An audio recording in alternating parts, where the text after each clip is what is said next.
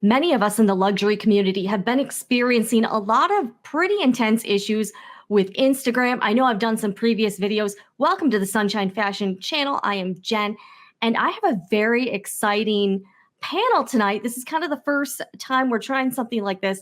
I have a few guests, celebrity guests here that I'm going to bring on right now, and we are going to be going over our individual experiences and talking about all of this Instagram craziness.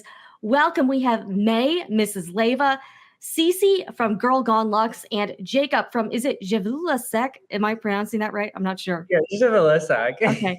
I looked up because I was like, what does that mean? And I realized, I thought it was cool. It's like, I just get the bag or something. So I thought it was pretty cool. So what we're going to be doing is all of us have been impacted directly by this Instagram issue. I know a lot of people have questions. And the four of us have been able to get some answers, even though there are still a lot more questions out there.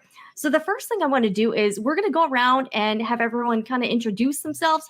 We'll start off with you, May. Who are you and what do you do? My name is May, and I, aside from YouTube, which I feel is my current full-time job, I am actually a financial analyst for a company. I've been in the finance industry for many, many years. But I decided to start a YouTube channel about 3 years back just to share my love for handbags and fashion, kind of like outfit inspiration for those like-minded out there as well. All right, awesome. All right, and Cece, Girl Gone Luxe, coming at us from Jersey. Hi, everyone. I'm Cece. I started my channel similar to May about 2 years ago, so just shy of 3. I'm actually a healthcare executive, so I'm a healthcare consultant.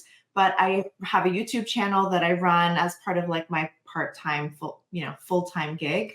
And what sort of encouraged me to start my channel was not getting any younger. And it was a dream of mine to always be a fashion influencer and blogger. It's a passion of mine. So I figured why not share it with the world? So you can follow me at Girl Gone Luxe. I'm on Instagram, TikTok, and on YouTube. Awesome. And last but certainly not least, we have Jacob, who's kind of you're definitely an Instagram sensation. You do a lot of handbag care and vintage content. Thank you. You're too nice. So my name is Jacob. My account is Javula Sec. I am kind of solely a content creator on Instagram. I'm trying to get into YouTube. I could probably take some tips from you guys. But my account originally started 2-ish years ago, and I was just kind of sharing my love for rehabbing vintage bags, and it kind of just exploded into teaching people on how to care for their bags and just kind of connecting with other like-minded luxury lovers. So yeah, that's a little bit about me. Awesome. So the reason we're all here tonight is because all of us have experienced some fairly significant issues with the Instagram platform. I know all of us have been here for a while. Weirdly enough, I think I've had the least amount of issues, and I felt like my content was probably the most problematic. But what can all of you share about what's been going on with your own Instagram experience? All right, May, we'll start off with you. I know you had your account suspended. What happened with mine, out of nowhere, my account just got deactivated for one post that I put. Now, I did have previous posts, that had been taken down. And what I was picking up from what other people were saying about their posts being taken down was just the fact that if you were using hashtags, tagging specific brands or tagging specific words, then those posts would be taken down. So I kind of started leaning towards the way of like, okay, let me not use hashtags. But I also felt like hashtags is such a big thing that we need to add to our posts as creators in order to be discovered, that I would pick and choose sort of like the photos that I would add the hashtags to. And then that last one that I posted ended up being a YSL handbag, and I tagged YSL handbag. And I just honestly think that was what like put the, I don't know what the saying is, but like hit the nail on the head kind of thing. And you think that was like the straw that broke the camel's back for Instagram, that sort of thing? There you go. Well, that's what I was getting at. That's bizarre too, because I have not heard people saying they've had a lot of issues with YSL. So I thought that might have been one of the more safer brands, but that sounds like it might not be the case. I don't know. Yeah. It's so bizarre. And you didn't even have that many posts like removed in general. Like, so it's not like you got a lot of warning either. funny because other great YouTuber and a huge platform over on Instagram, she shares a lot of like Louis Vuitton new releases. Lula Lux LV, I think is her handle. We were chatting back and forth, and she had actually told me, which you, Jen, also mentioned to me, you know, you're good. Your platform is more like lifestyle. You do a lot of like styling videos, outfits. So don't worry, you have nothing to worry about. So I never even thought about making a backup account because I was like, why are they going to bring me down? Like, I'm just sharing people like what I'm wearing and how I'm styling something. And Lord and behold, I was taken down.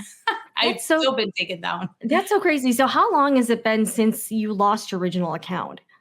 I want to say it's been about 3.5 weeks. And it's so funny because the message says, we'll give you an answer within 24 hours. I don't know if that was what happened to you, Cece. I guess you can pitch in on your end too. So I'm here like, okay, let me give it the weekend because I got deactivated on Friday. And the weekend passed by, and I think like 2 days after passed by, and I was like, okay, I'm just going to start up another account meanwhile, because I don't know how long this is going to take. And did you have the meta verification, or yes? No, I didn't. And it's funny. I want to touch up on that because I feel like a lot of people might have thought what I thought when the whole meta verification thing came out. I was like, this is so silly. Why would I, with 500, 600, followers, want to have a little blue check mark on my profile? That was just my personal thoughts, and I'm being completely transparent. But now that I think about it, and after I've been through this, and I've seen that so many other accounts have also been through it, it kind of makes sense. Even what you mentioned, Cece, of the fact of like, maybe that's what they want. They want us to pay that monthly fee so that we do stay on the platform. And they're like, okay, these are legit users or whatever it is that, they call us on there, and we can leave them alone, sort of thing. Maybe it's like a cash grab. I don't know. So Cece, you also had your account taken down.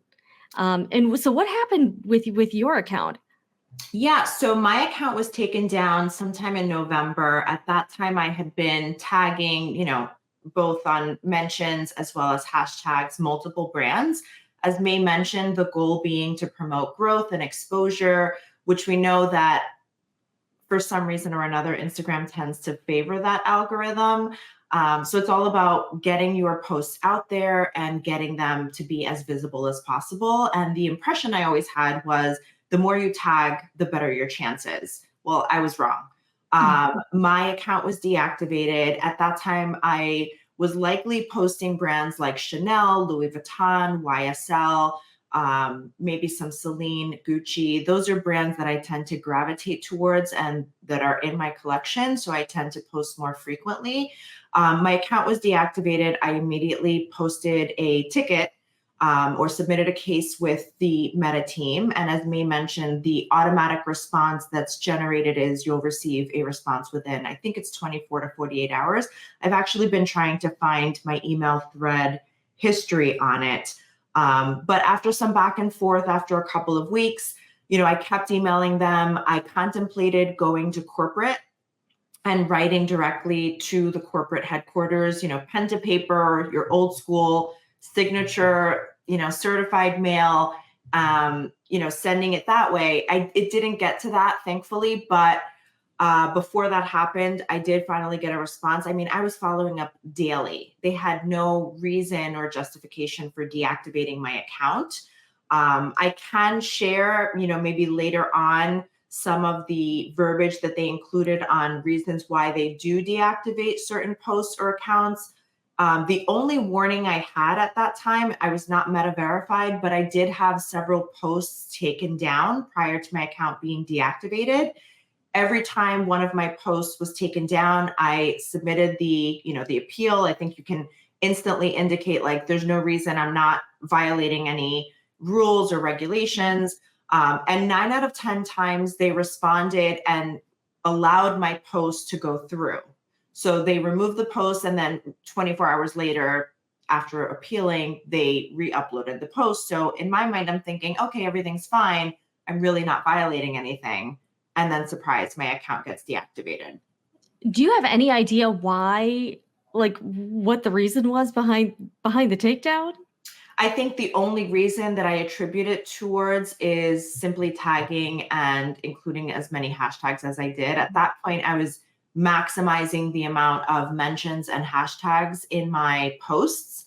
I don't recall, I may have been including a disclaimer at the time, but we've now since learned that the disclaimer does not help.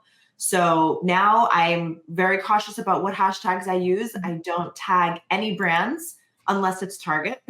And, you know, I just hope for the best. I cross my fingers every time. Yeah, thank goodness Target doesn't seem to be going down this crazy road quite yet. And I've had okay luck with other contemporary brands. Like I haven't any issue with like Strathberry, Coach, Kate Spade, like those types of brands, Target. They all seem to like the free advertising and publicity, but it's the luxury brands that seem to be the ones that are not fans. So we're going to move on to Jacob. Jacob, you've had, you said you've had several hundred posts removed. Is that correct? Yeah. I think your mic. Oh, there we go. I don't even know anymore. It's so many appeals, so many. Like honestly, like when I go into my account and scroll through the like appeals section, my app literally glitches and like won't load them anymore. That's how many there are. There was, for a solid week, there was a time point where every time I would open the app, it would be one after another, after another, after another.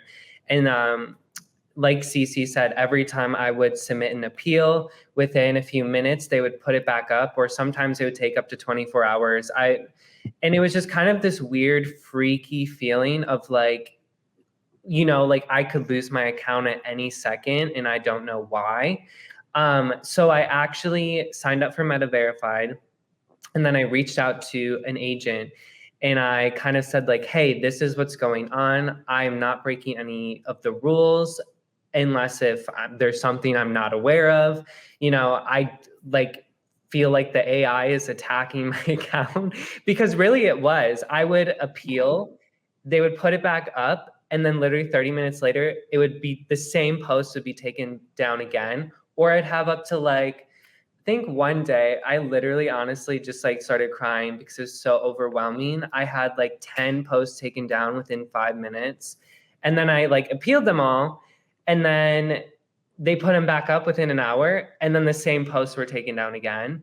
So I reached out to Meta and was just like, hey, I have no idea what's going on. Like, honestly, I was to the point where it's like, maybe deactivating my account would just be good. Like, just do it. Rip the Band-Aid off. But yeah, I don't know how in depth you want me to go, but. Well, it's like, why? It seems like some accounts have had no issues and they do the same type of content as everybody else. Like, oh, exactly. It's a little confusing, and it seems like Instagram and Meta are not being very transparent with the rules or what their, you know, what their guidelines are, because the enforcement has been extremely inconsistent. Like some people, I still see hashtag Louis Vuitton and hashtag Chanel, no problems. And then other people like you, like, why hundreds of posts? You know, it doesn't make any sense. And that's the thing too, is when it first started happening, I was so honestly shocked about it, just like anyone is, you know, when your account is like, you know, fear of being disabled or having like posts removed, you're like, I don't know what's going on. I don't think I'm doing anything wrong. But it really made me think about in the past. And like, I've been running content, making content for my account for about 2 years now. And this has always been a struggle with Meta, with the scammers and stuff, where replica sellers steal your content, post it as their own. And then I started watermarking all of my content and then reporting it for copyright infringement. And Meta's always been really good about taking it down. I think there's only been a handful of times where I've reported stuff and then they'd send some stupid thing back of like, you can't verify it's your own content, blah, blah, blah. You don't have to really down. So then I literally will like send screenshots of like my phone and like, blah, blah, blah. I created the, like, you know, but I don't know. It just kind of sends you in a spiral of like, honestly, it's a big question mark. You don't really know what causes it or why, but yeah. Yeah, I mean, one of the things I included when I was reaching out and following up to get my account reinstated was you need to check your AI and how you're sweeping through these accounts to identify which accounts need to be deactivated. Something isn't right. They likely have bots doing it, and they probably program them to identify and deactivate accounts based on specific measures. but I don't know that anyone's really monitoring that. I've seen spam accounts. I mean, I get follow requests daily from spam accounts that are clearly spam accounts. I mean, they have their WhatsApp information, contact me to purchase your knockoff Chanel. Like, why are these accounts still there? How do they get past the algorithm? And why are accounts from, true individuals that are, genuine content creators being sort of targeted? One of the things I mentioned as well when I reached out to them was they're hurting small businesses. They may not realize it, but they are. There's so many small business accounts like Dress Up Your Purse that focus and really benefit from the marketing that they get from the platform. And unfortunately, when their accounts get deactivated, guess what? Their sales plummet. So it's really a shame. They're impacting small businesses in a really negative way. And I think something needs to be done to reorganize the AI behind these bots. Yeah. And someone even sent me screenshots. They tried to report an account. They're a fairly large account, and they feature a lot of counterfeit bags. And it's pretty obvious that they're counterfeit. And this person tried to report this account, and Instagram was like, they've done nothing wrong. Everything's cool. Yeah. And I'm like, what the heck? There's some big ones. I like to call them replica mommies. they're lifestyle, moms with kids, like nothing wrong with that. But they're blatantly saying like my DH Gate bag or like blah, blah, blah. And it's just so funny because like the thing too is these bags is like, when you love fashion, you just know. And also too, like I'm such a nerd about LV that like I can pretty much spot any fake, even super fake. It's so easy to tell when you own and you are a big fan of these brands. But it's just kind of a shame that like it really comes down to like these spam accounts and accounts that are doing the wrong thing. Nothing happens to them, but then genuine content creators like ourselves, where we're just sharing our love, not even really aiming for money or fame, just sharing our passion with others. We're just being targeted for no reason, Yeah. Well, and Jacob, you had mentioned you talked to someone with Meta, and they told you that the brands must be reporting some of your content. Is that Here's right? the thing. Talking to Meta was such a mind twist. You're like, let's hear about the forum. Yeah, I want to hear about the Meta conversation. It was all over the place. 1 minute they're telling me, well, you must be posting things that are breaking the rules. And then that's when I was like, no. I've read through your terms and conditions. I've spoken to a trademark lawyer about this. I'm not breaking any laws. And then they're like, okay, well, the generated thing, let us send this to the designated team. So then they send it to the designated team. And they're like, from what we look at, it looks like either A, the AIs triggered your content, B, a third-party contractor for the brands have flagged your content, or C, the brands themselves have flagged your content for trademark infringement. And that's really all they gave me. And then I kind of, playing the dumb game of like, well, what do you mean? Then like kind of trying to see how much information they would give me.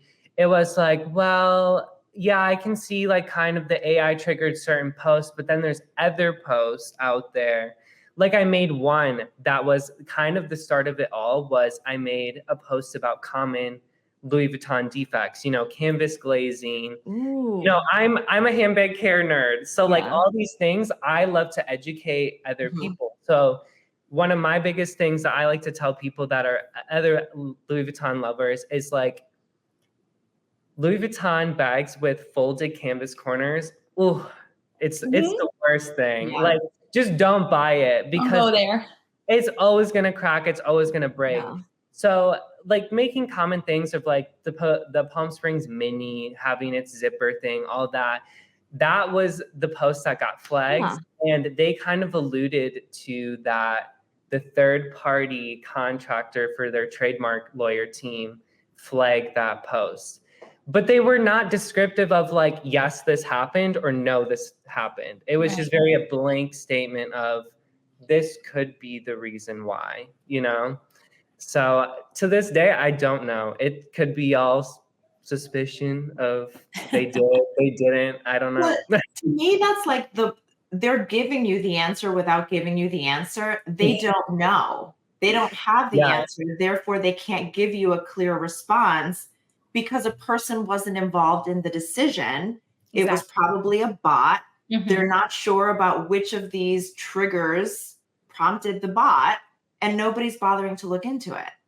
Yeah, exactly. Now, does everybody here, do we think that like you were saying, Jacob, that you think the brands don't really like regular people creating social media content? Do you think there's some element of that in the whole scheme of it? It's been known for years, especially ever since the pre-love market started launching, especially LV for sure, is they absolutely hate the luxury resale market because now it's making these bags more affordable and attainable for everyone. You know, especially think about when COVID hit, when like the stimulus checks hit, people were going out that normally don't shop in these high-end places are going out and spending a lot of cash. And they love the cash inflow, but they didn't necessarily like the brand image. So when people are going on YouTube like myself or Instagram saying like, here's all the vintage LV bags that I've gotten for under $400, to them, they don't like that because they want you to go out and spend that $4,000 on the same LV bag, you know? So I can see marketing wise why they want to crack down on like stuff like that, but I don't really think it's right, you know? Well, it's bizarre too, because a lot of people I've talked to who have had problems, they actually do buy all of their bags from the boutiques. So those are very good customers to these brands. And it doesn't make sense to me as to why you would want to insult your customers in that way or try to police what they're doing with items they bought. So I don't know. That's where I'm like, it seems like that might alienate the customers. I mean, I'll play devil's advocate for a second, and I am definitely a combination of the two customers. Most of my collection is a combination of items I've purchased directly from the boutique and items I've purchased pre-loved. In fact, at the end of this video, I was going to show you my latest pre-loved bag that just came in today, and I unboxed her, and I thought you guys would appreciate it. But with the posting, you know, on one hand, devil's advocate, I can understand why they might dislike it. In their eyes, they probably think that it almost waters down the brand and cheapens the appeal.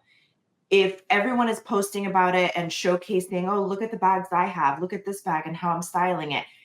It's thousands and thousands of people, and it's a growing community. And I learned that in 2020, I think most of us, at least me, I started my Luxe account in 2020. I deactivated it and then I reinstated it probably a year and a half ago.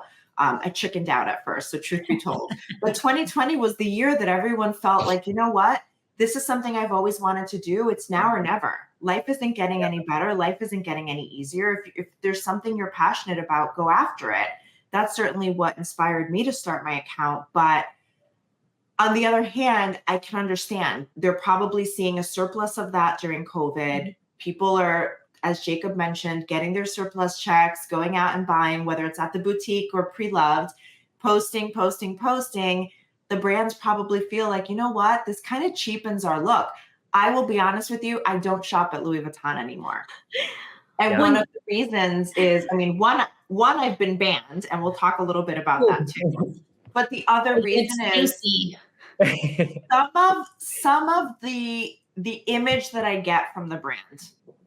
It's just, I don't vibe with it. It's just not my style. I've evolved, and there's some pieces that I love and I will always love. It's a brand that introduced me to luxury. It was the very first bag I ever purchased with my own big girl money.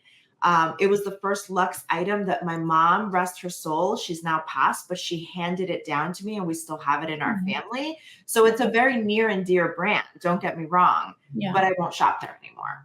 Yeah, that is. And you know, that's interesting you say that, Cece, because you're someone that the brand should love as a customer, and they banned you. Like they even sent you like a letter and everything. Oh, legit. So, you know, and that's what I don't understand with their approach, is that they're so willing to just throw away a great customer. Well, I I'll think- tell you why. Here's the letter. I'm going to block out my my name and address, but yeah, here it is. Oh my gosh. I still have it. I've thought about framing it just for Yeah, I literally was going to say that. So here's the reason why. I want to go back to something that Jason mentioned earlier, the glazing issue with Louis Vuitton. I personally have experienced that. My love for YouTube grew because it was the first place I went to research bags before purchasing them. They are big, heavy ticket items. I don't want to go into this purchase blindly. I want to see what other consumers are saying and what their experience has been. So when I graduated from NYU, I gifted myself from the boutique and I pulled it up because I forgot the name, the Louis Vuitton Empreinte Montaigne. And I'll send it to you, Jen, after in case you want to pull up an image here. I loved that bag. It was beautiful. It was all Empreinte leather and black. It was the medium size. And I watched a video, and in the video, the influencer was talking about how that bag had been recalled by Louis Vuitton for glazing indentations on the handle. And so I looked closer at my bag, and sure enough, I had the glazing indentation, and I baby my bags. I mean, at that time, especially. Now I've kind of gotten past that, but so I called corporate. I went into the store. The SA was wonderful. He helped me. But it's an expensive bag. I think at the time I paid $3,500 retail. So they credited me the entire funds back. So what did I do? I went shopping. It was 2020. What was everyone else doing? So I'm like, all right, I got $3,500 to spend because my bag has been recalled. They're generously giving me money to purchase either a replacement or something else. So I decided to purchase. It was a year where people were wearing masks. It was difficult to get into the store. I work in healthcare, so I was working around the clock, 7 hours a day, seven days a week, 15-hour days. Truth be told, I was overseeing the entire PPE and mask distribution process for the hospital that I worked at the time. I couldn't get to the store, even if I wanted to. And I tried, trust me. So I purchased online. And you purchase online, you don't love it. So you decide to return it or exchange it or what have you. I guess because of the number of purchases and returns, it flagged something in their system and they banned me. So just yourself, you can't go in there? Like your name? Well, I can go in. I can go into the store. Right, but you can't make purchase under my account. So my best friend and I, the last time I went into Louis Vuitton, the bag I was going to purchase was the Speedy 20 when it first came out. I walked into the store, and at the time I really wanted the Nano Speedy, but I couldn't find it anywhere. This was before they came out with the new removable strap version. So I'd been looking online, scouring the websites. You couldn't find the Nano Speedy anywhere. And on the resale market, it was like, much more than retail. And I didn't want to pay that. So I went into the store. They had come out with the Speedy 20. And I was like, oh my God, I have to have this bag. They pulled up my account as I was purchasing. I mean, I gave her my card and they're like, oh yeah, like we can't sell you this bag. But if you want to have your friend purchase it for you, you can under her name. No.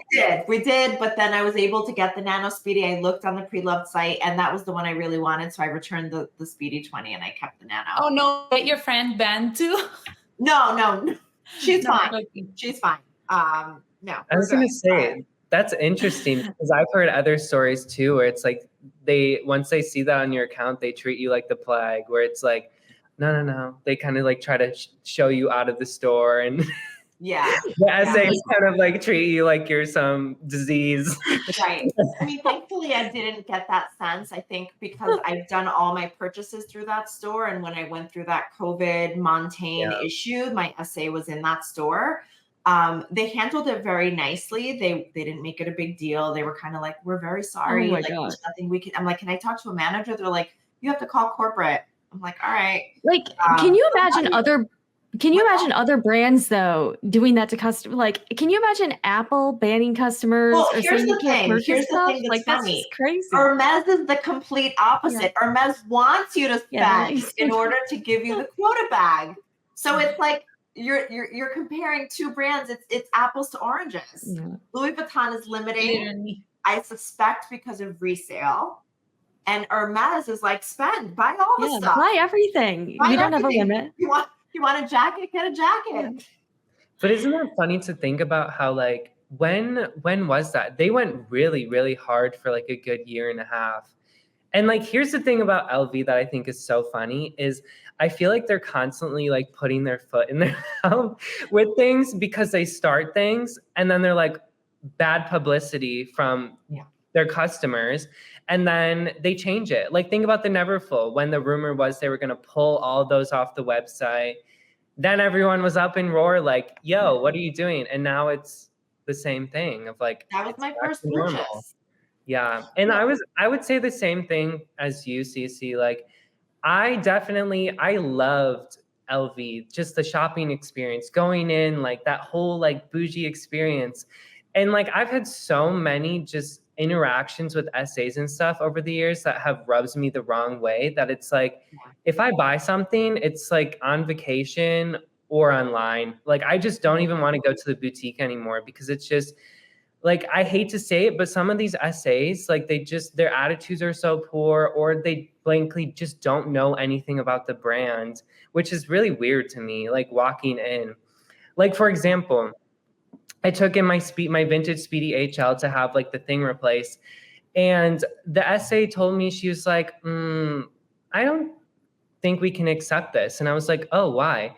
And she's like, it doesn't look like, I've never seen this before. Like, it doesn't look like a genuine LV product to me. What? And I was like, what?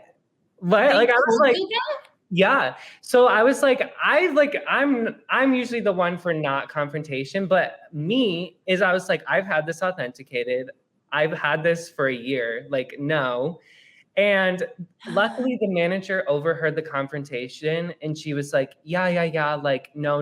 It's no worries. I've seen this before. Like, let's put it in. So then they put it in the system as the wrong bag. And I had to call the manager like over the phone and say like, hey, like, I don't want my bag to be lost in repair. Right. So luckily it all sorted out, but it's just like little things like this that like, it just really rubs you the wrong way, you know? Yeah, so, absolutely. Yeah. And I think that we expect, I mean, a lot of people are like, oh, if you are a VIP client, like you expect the treatment, but you don't make a big deal out of it. I'm sorry, but just like Cece said, this is our hard-earned money that we are choosing to spend at your store. And any luxury store, I mean, even Coach, a $600 bag is still luxury in my opinion. So I want to get that treatment whenever I go into a store and I decide to purchase something from you. If you think my bag is not authentic, you find another way to tell me that my bag is not authentic. You know, like, how are you just going to say in front of everybody, I've never seen this, this isn't authentic? Well, I mean, that's your problem. I know it is.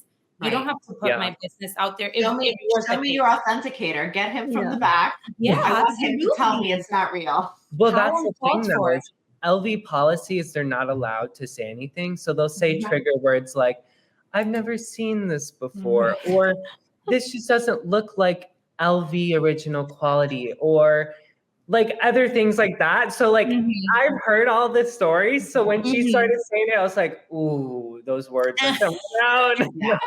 But, no, and it was just like, and like still to this day, like honestly, the bag, I don't use it because it just annoys me. Because also too, like, I'm sorry, I don't mean to like nag on this, but the repair came back and they put the tab on wrong. And I was like, oh no, this is just the bag with all the issues.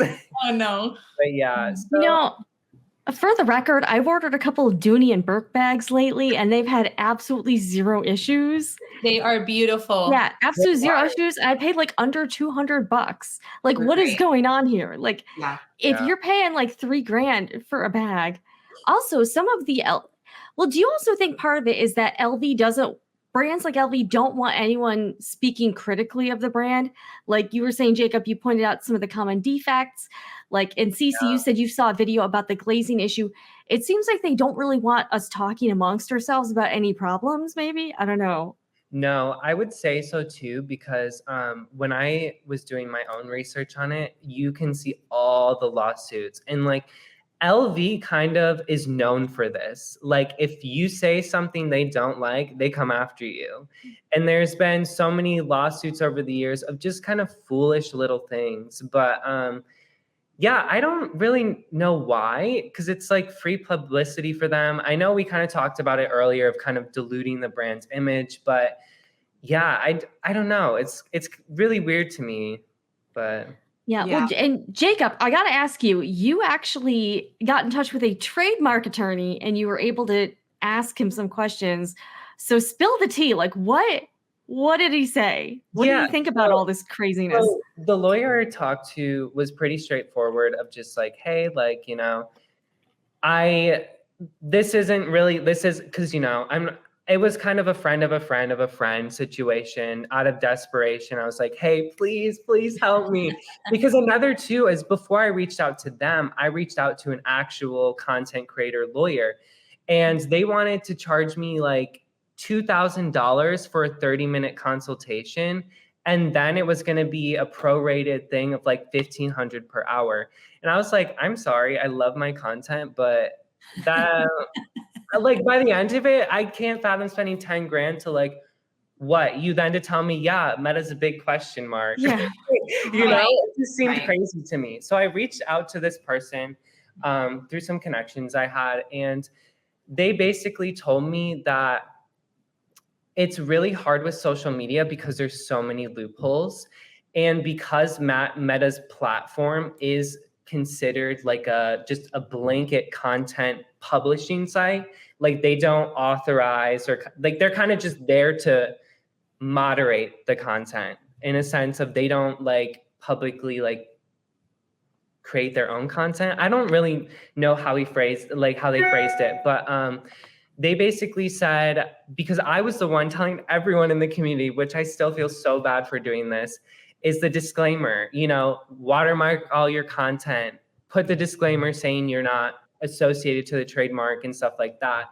Well, they were basically saying that the AI is seeing the trigger words of copyright, trademark, and that was triggering the AI more than likely. And also too, it can be considered, even though you're blanketly saying, I'm not affiliated with this brand, because of the legal kind of loopholes and verbiage of things, it can kind of create a stance of like, you are affiliating yourself with them because you are posting content affiliated to their brands.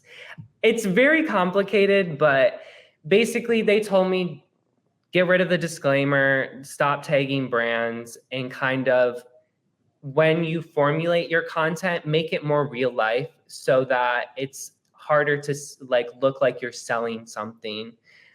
So like more like, make sure you're taking some like mod shots of your face, do videos of you talking. So it's like a lot of my recent videos are like my handbag cleaning ones. So I'm like moving with my hands and like trying to show my face more. But basically they're saying it's more than likely, after analyzing the whole situation, it looks like brands are trying to crack down on counterfeit sellers. So, you know, all of us content creators love a good flat lay. So they're kind of associating that with how these counterfeit sellers are selling their bags. So it's kind of the AI, third parties and stuff like that are just like, oh, this looks like it, get rid of it, you know? Did this attorney think that the brands have a pretty good legal argument for the trademark? No. No, so he thought it was kind of BS. He was like, yeah, this is so Okay. stupid. He's like, even like, you're not even selling, but even if they're selling, because of like the statutes and other lawsuits and stuff like that in the past that trademark lawyers would use to basis the law on these cases, there's nothing holding up against them. You're not directly affiliating yourself. Like, I'm not saying here like, I am a spokesperson for this brand, blah, blah, blah. Like, you are not strictly saying like selling anything, soliciting sales of anything. And even if you were, you are allowed to resell a branded item as long as you specifically say you're not affiliated or it's been used, you know, you're in good faith selling something. So yeah. So what was his like unfiltered thoughts? Like when you were like telling him what happened? Like, was he like, this is crazy? He's like, yeah, this is crazy.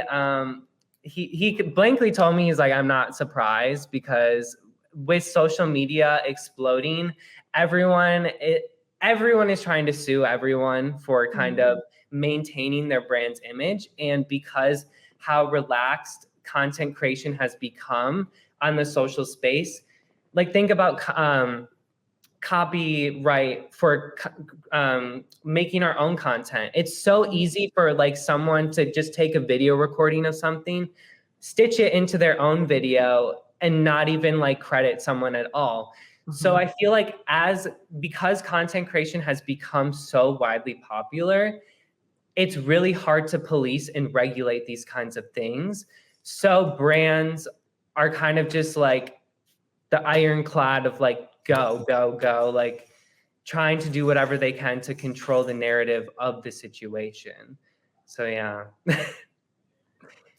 It's interesting. It's pretty crazy. And you know what's interesting too, I think it sets kind of a dangerous precedent. Imagine tons of other brands all doing the same thing. Like imagine if Pepsi tried to take down a post of you drinking a Pepsi, or Apple trying to take down a post of you with your iPhone.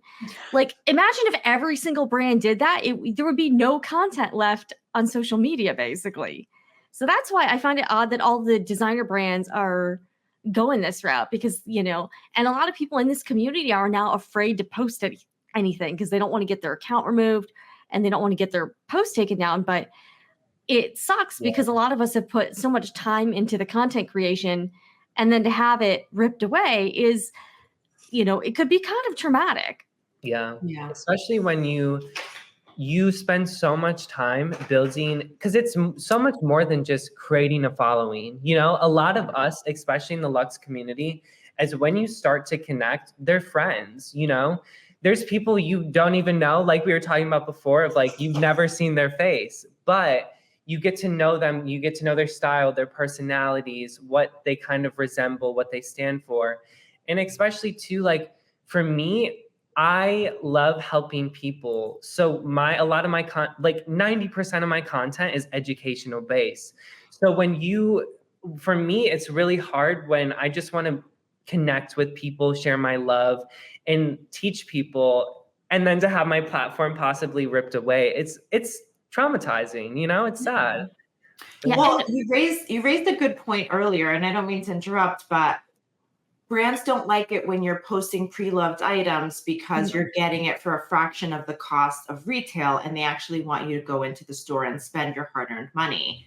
Yeah. But your educational content is also teaching people that they don't necessarily need to replace their bag by buying a new one. They can repair, and a lot of these repairs are simple enough that can be done with everyday household items.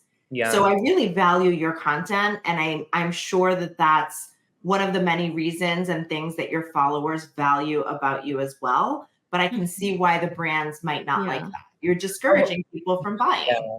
100% too. And like my origin story of my page is that I once bought a bag from LV, destroyed it because, you know, dummy me went on the internet, believed someone with a blog and was like, do this to your bag. Absolutely destroyed it, took it to LV, and they're like, there's nothing we can do to fix it. What did you do? We want to know.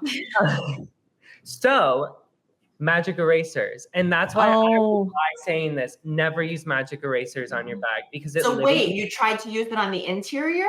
No, the vachetta. So what I did is I got a water stain on it, and I saw some YouTube video, someone saying, take a magic eraser and takes it off.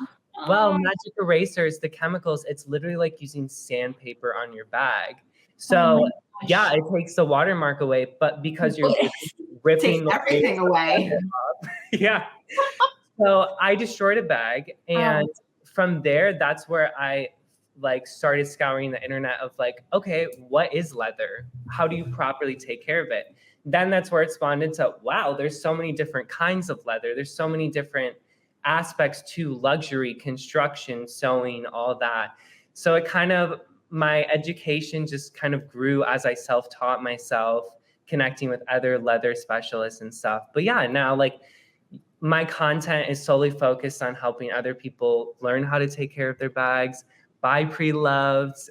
But yeah, I just love it. I can nerd about it forever. I love And it. I think that's the most amazing part about all of our channels, basically, that we have started, is to be able to connect with people that understand what it is to own a piece like this, to care for it, to hopefully make it last years and years, how to fix it if it does get damaged without having to just, oh, it got, I messed up the handle, let me throw it away because I can. No, we want to be able to relate with those that can relate with us in a sense. And I feel like we're all being attacked at once, unfortunately. So it's kind of frustrating.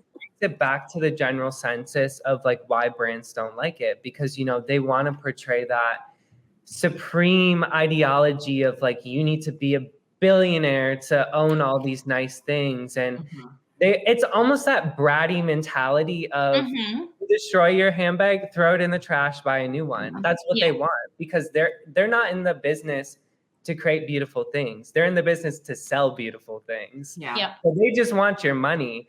And I think that's the thing, is as like the community's grown and there's more facets to buy these things and connecting with all sorts of people from all over the world, it does really challenge their marketing and their perception of the brand. So yeah, it's really interesting. Well, I want to ask everybody too, does what happened on Instagram with all of the brands, has that changed your sort of perception towards the brands, like how you feel about them, or whether you want to keep supporting them? Like, has that changed at all? I mean, me personally, no. I've kind of just, if I like something, I like something. And, if I want to add it into my collection, I do my research, thankfully, to Instagram, to YouTube, and all of these, be able to find content creators that kind of like are able to help us in order to make a decision. And I go ahead and I added, there are certain brands that, again, I do have like a bad taste in my mouth from visiting the boutique. And I think we've all talked about it, just the way that you get treated once you're in there. You want to go shopping in person to have that luxurious shopping experience overall. And if you're constantly going to, whether it is the same boutique or maybe a different boutique, but of the same fashion house, and you keep getting kind of like that, oh, whatever, how can I help you sort of attitude, it just, even if it's just due to an employee, you kind of get a bad taste overall about the brand in general. So that's what really stops me from purchasing from a specific designer house. Unfortunately, our channels or our platforms getting taken down. I mean, at the end of the day, we still don't know which brand is targeting us. So Right. Yeah. I mean, I don't think that I have a complete distaste. I've definitely fallen a little out of love with certain brands, but I still purchase them because at the end of the day, I'm purchasing them because I love the item. In my mind, it's a beautifully crafted item of quality. It's something that I consider my handbags like a piece of art. People invest in art, I invest in handbags, right? It's a piece of art that you're wearing, you're carrying with you. In a sense, it kind of identifies a little bit about your personality. You identify with it. So it's a beautiful piece of art that you wear with you and keep with you throughout your life. I don't think I'm going to stop doing that, but I definitely, if I get a bad experience with a certain brand, I might be more reluctant. Yeah, I would agree with what both of you guys have said. If anything, I feel like it's just caused me to do more research and open up those doors to other ways of like supporting small businesses. It made me fall in love with buying pre-loved even more, in the sense of there's so many places out there to buy the same thing for a fraction of the price, or maybe it's the same price, but it's just maybe not necessarily straight from the boutique. Yeah. It's funny. I had recently done a collab video on Instagram with Purse Parlor. And I don't know if you've connected with her, but she has really good content on repairing certain handbags and caring for them. And she's got some really good videos where she almost deconstructs certain bags and then takes you through the repair process. So she and I started collaborating, and like Jacob, I am a huge fan of purchasing pre-loved. I just think it's smart, it's efficient. Many times you have better customer service experiences than purchasing directly from the brand. And if you can save money, why not? It's also good for, the environment. But we've kind of put a stop on our post because we're so worried that even purchasing or promoting pre-loved is going to get our accounts banned. So we're sort of like in a standstill now and rethinking how to move forward. And it's a shame because, my goal in that was to help promote her as a small business owner because I think she really provides quality work. And now I don't know how to do that. Yeah. Has she had any problems with any of the brands or? She hasn't so far. She's still fairly new, at least from my conversations with her. She's very much aware. We're both really good about like, let's research this. Let's make sure before we continue, Instagram's giving people a hard time again. But, so far so good. She hasn't. Yeah. Okay. So I want to ask everyone, in light of everything that's happened, how are you all going to be moving forward with your social media content strategy? And also, I want to get into too, everyone's like, well, I've seen some people wonder whether they should try other platforms, but my thinking is if these brands are doing this on Instagram, they're going to come for the others. And in fact, I had a post removed from TikTok for trademark infringement this week with an LV item. So it seems like they're already starting to migrate to some other places. I'm going to guess they're going to come for YouTube in some form. I don't know exactly how they're going to do it, but I think it's probably going to happen. But what are you all thinking for just how you're going to be doing the content in the future? With my account being deactivated in November, I was bummed, but I took it as a learning experience and an opportunity to kind of reposition myself and re-strategize what I want to showcase. And so that's when I started to become more of a face forward image and less faceless. And I started to provide more lifestyle, styling, featuring myself kind of out and about, what I'm doing on the weekends, outfits I'm wearing, how to wear certain items, how to pair high-low fashion, things of that nature. I've even started focusing on more like health and wellness. Health and wellness is a big part of my life. Just practicing healthy, mindful activities throughout your day, eating mindfully. And for me, social media, I think most of us can relate. It's always started as a platform where we can share a piece of ourselves with the world, right? What do we want to put out there? And I've always been a firm believer of putting out positivity because I do believe that the universe gives that back to you. So I think it's a nice way to share some of that with everyone.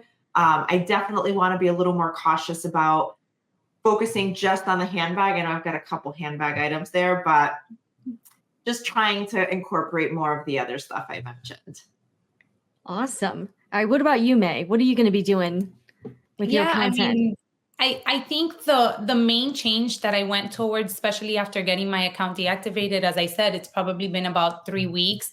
And just from what I was picking up and what I assumed brought my account down, the last post I did was just, I will continue sharing what I shared to begin with. I shared a lot of lifestyle. I even shared all of our travels when we travel. I mean, my husband is in my page, for God's sakes. Maybe they want to take him down. I don't know. No, not Rudy. So I just think I'm going to definitely focus on less hashtagging brands, more of be very strategic as to the tags that I use, maybe just focus on what's around the photo more than anything than really like focusing on a brand to get more recognition from that brand, because let's be honest, Hermes is not going to reach out to me anytime soon. So on the upside, at least those aren't heavily logoed items. So you may be smart to do that. Plays a big part too. Yeah. Maybe we just need to like back out the logo a little bit and then kind of like what you do, Jen, you put a lot of other pieces surrounding the piece just to kind of take away from that big logo item. But I guess that's what we're going for. And again, I am going to look into getting the Meta verified check mark also, because I do feel like that could ultimately make a difference overall. Yeah, I think it'll help for Yeah. sure. Yeah. All right, cool. Well, Jacob, you actually made a really awesome Instagram reel with some tips for everybody.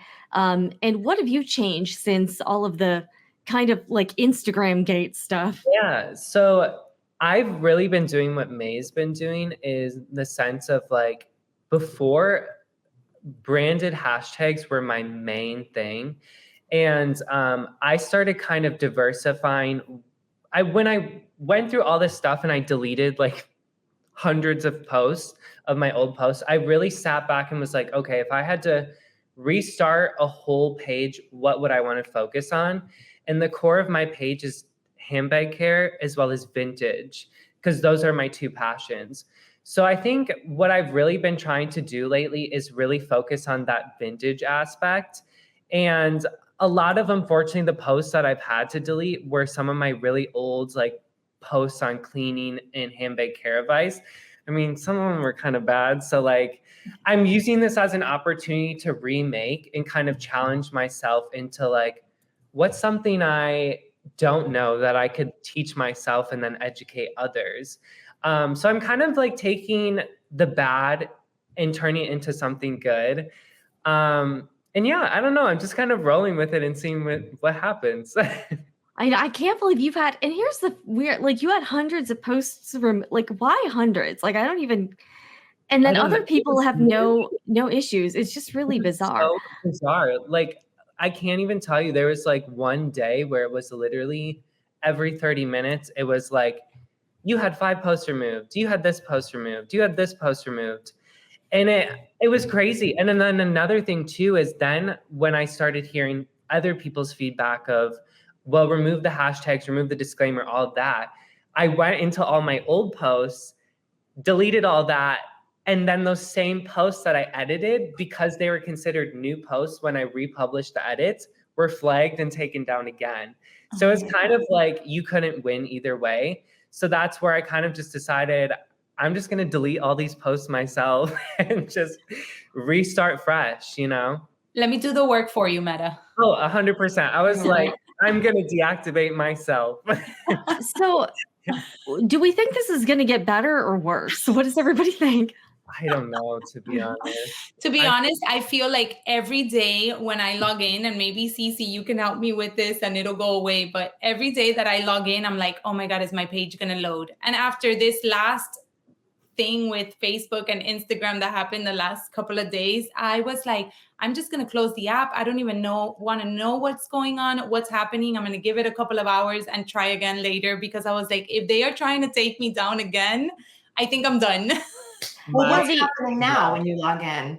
No, nothing. But I'm saying, like, every day when I open the app, I low-key like freak out. I'm like, is it going to load? Is it not going to load? gosh. You know? Let Yeah. me tell you guys, my biggest trigger words is the little gray box that pops up that says cannot fresh. load activity. Yes. Every time that pops Yes. up, a post would then 2 seconds later be like, Yeah.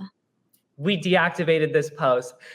Every time that pops up, I have a little mini heart attack. I'm like, You know, that's been happening to me lately. So Oh you my might be onto gosh. something. I'm a little worried.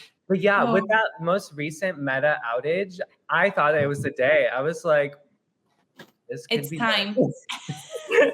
Doomsday for all of us. Yeah. Well, you know, so a couple things. I interviewed this lady on my other channel, and she had, so we're in a completely different niche, and she had her account frozen for 6 months. She had about 30,000 followers, and she did have, like Cece, you were saying, she does have a small business that relies on Instagram, and she had like a freak accident on her phone. The account froze. She just couldn't get back into the account. And she said she went into a deep depression, and she said it felt like someone close to her had died. And this is not like a Gen Z, Gen Z kid. This is a woman in her 40s, so we didn't grow up with social media. So we're not like, totally glued to the phones. But she said she felt such a deep despair from the whole situation. And again, she had not done anything wrong. Instagram hadn't even taken her account down. It was like a security glitch. And she, how she ended up getting back into the account? How? So she created a backup account. Finally, after like 6 months, she had like given up on it.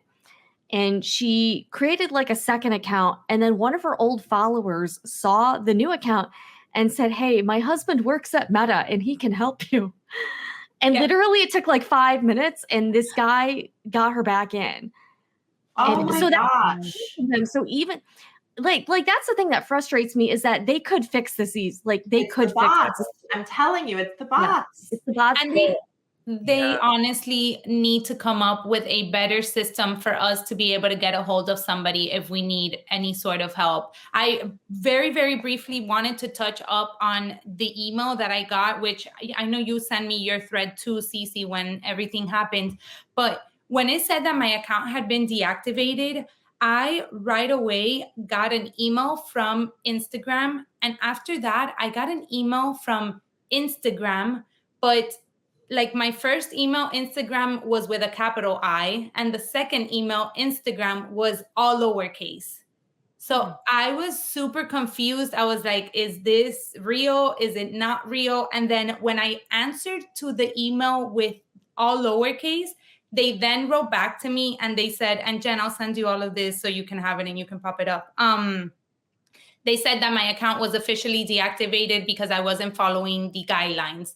But then as I tried logging back into my account still popped up the message of, don't worry, your account has been deactivated. We are researching, or whatever it is that the message says. We're looking into it. We'll let you know 24 to 48 hours. Right. I still haven't gotten a response, and I've reached out to both of those emails and I haven't gotten a response from anyone. Yeah, so, it's really unacceptable that you have no way of getting in touch with a real person at the company when your whole account is shut down. And especially if you do rely on Instagram as a livelihood, basically you kind of realize how precarious it is, and it could just all go away and you have absolutely no recourse. Yeah. I think what's even more frustrated is when you go through all these loopholes to connect with someone, it's either a very like kind of dismissive response of like, sorry, not sorry, or it's really depending on the amount of creators I've talked to where it's like, it really depends on if you get a nice person. Yeah. You know, if you get someone who's really like, I'm so sorry, let me look into this, I want to help you, versus someone like my one email when I basically was saying like, hey, I think this is a glitch. The AI keeps attacking my content.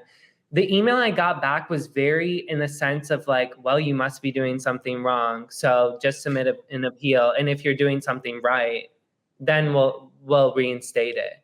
And it's just the kind of like lack of empathy and caring for people that are literally building your platform and giving you money is just insane to me. I think we need to tag Mark Zuckerberg in this. Yeah. And we've all heard those rumors about how you could pay somebody $5,000 to get your account back. And it's like employees doing that, I had someone taking their money to me. There was someone that was recommended to me. And I'm like, tell me what you can do for me that I'm not already doing myself. And he had, it was jargon.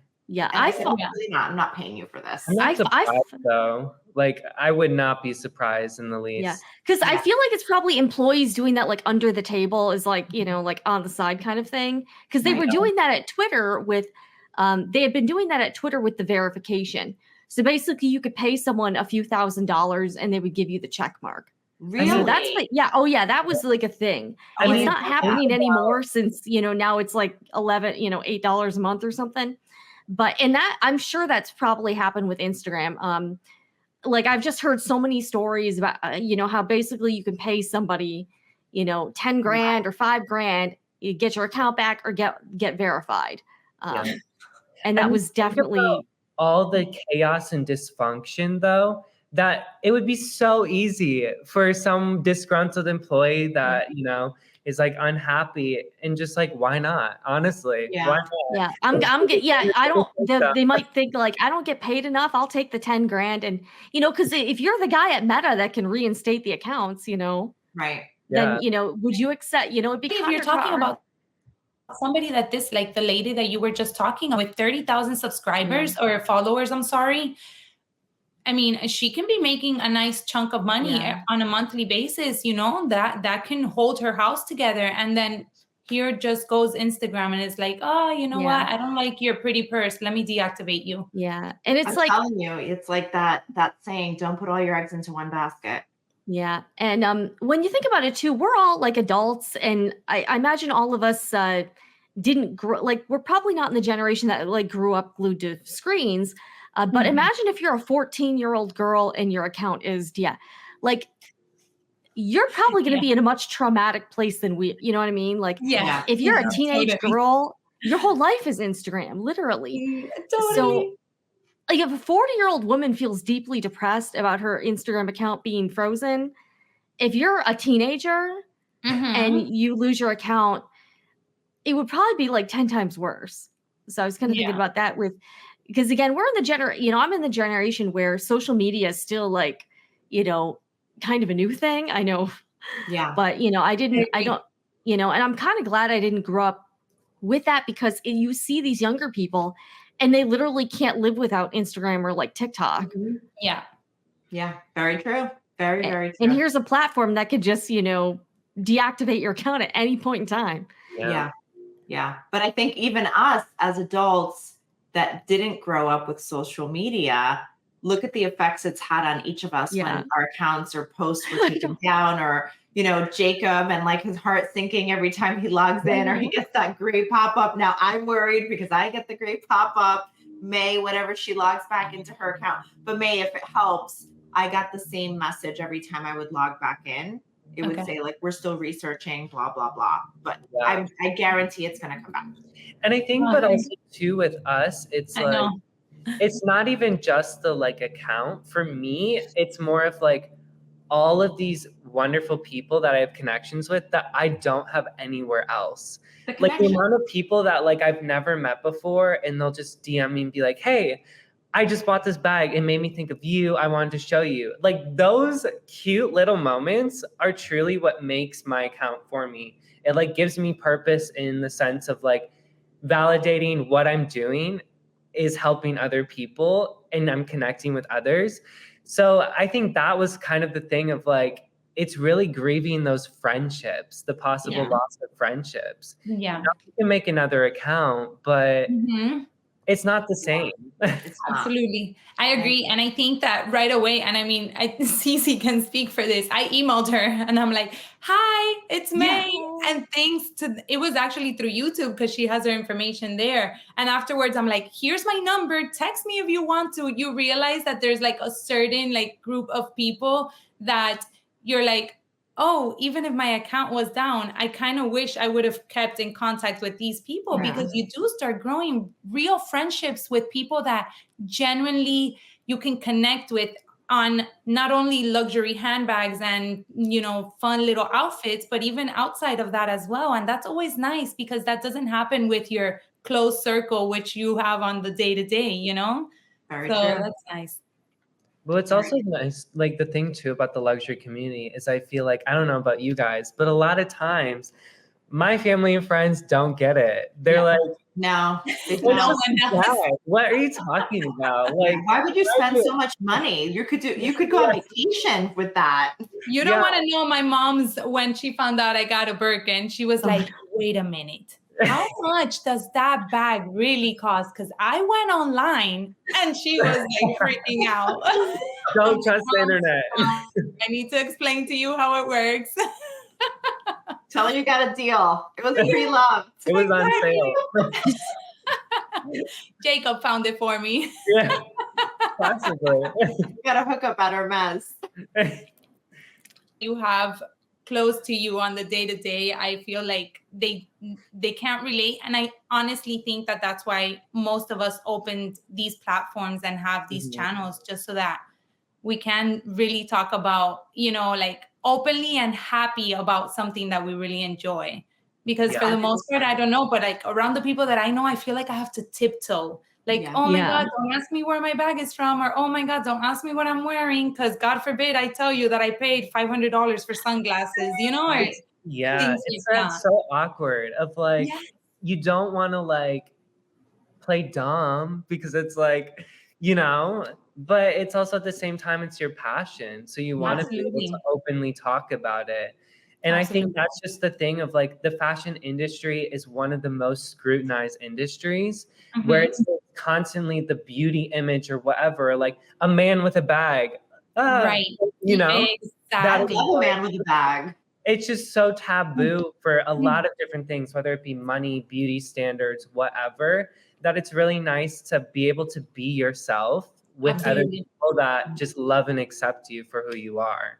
Well, So that's one of the things I love about fashion. It really is a creative outlet. It really is a work of art. when you said know? art, that resonated. Right? It's It the is, truth. you know? It really is. We're wearing art every day. Well, I agree. appreciate everyone coming to this panel. We're going to go around. Where can everyone find you? And what do you have coming up that's exciting? Or you have anything you want to share? All right. So again, my name is May, and currently my Instagram is Mrs. Leva _2.0 for the meantime, but all of my other platforms are Mrs. Leva in general. And I will just continue creating content that I love, content that I feel my followers and the people that I have around on this platform that have grown to be friends are truly enjoying. I'm really liking doing styling videos and sharing sort of like my 2 cents in regards to the bags that I own, just because I feel like these are very expensive pieces. So I want to make sure that I'm always giving an honest review on each piece. Great. I'll go next. Cece from Girl Gone Lux. You can find me on Instagram, TikTok, YouTube, as well as Threads. Threads is like the new thing that's happening now. I have a couple of exciting things coming down the pike, mostly focused on lifestyle, fashion, and beauty. But if you need any style tips or outfit inspiration and ideas, you can always hop on my Instagram page for more. And I'm Jacob, aka Jivalisak. So I'm in the works. I think the most like exciting thing is I'm in the works of recreating my old content. So tomorrow I'm actually posting a handbag hair tip reel. But I have a ton of like cool things. Like I'm planning some content on how to take care of exotic bags. I'm gonna do another kind of thorough like vachetta care, as well as how to care for like canvas bags because denim and canvas is on the rise. Oh, yes. I doing a lot of handbag care, recreating content, and just having fun with it. I love it. Oh yeah, Jacob, you yes. gotta do a collab with Purse Parlor. We actually talked about it, and I really want to. Right now, it's so hard because I have so much going on, but I definitely will. I need to reach out to her. Thanks for reminding me. I'm here for it. I think it would be so good. So good. Wonderful. Well, again, thank you all for watching, and everyone who's on the panel, I'm going to be linking all of their information in the description box below. So please, I would encourage you to find them, follow them, because they're all amazing people and share great content on handbags and luxury items. Again, I'm Jen with the Sunshine Fashion Love channel, and let us know what you thought about this panel and what you think about the Instagram chaos down below in the comments, and I'll see you guys again next time.